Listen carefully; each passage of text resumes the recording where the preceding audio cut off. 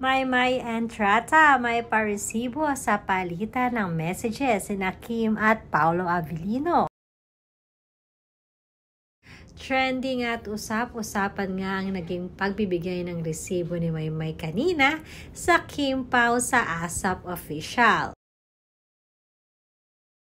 Walang tigil nga ang harutan ni Kim at ni Maymay kahit maging sa performance man nila at sa backstage. Mukhang may mga kani-kanila silang mundong dalawa at para bang may nakakakilig bang pinag-uusapan ang magkaibigan.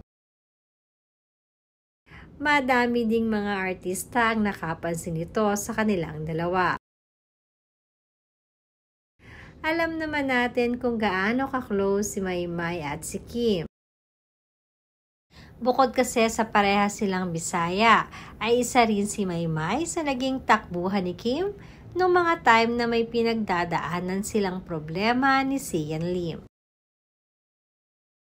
Every Sunday nga ang nagiging banding ni Kim at Maymay sa ASAP.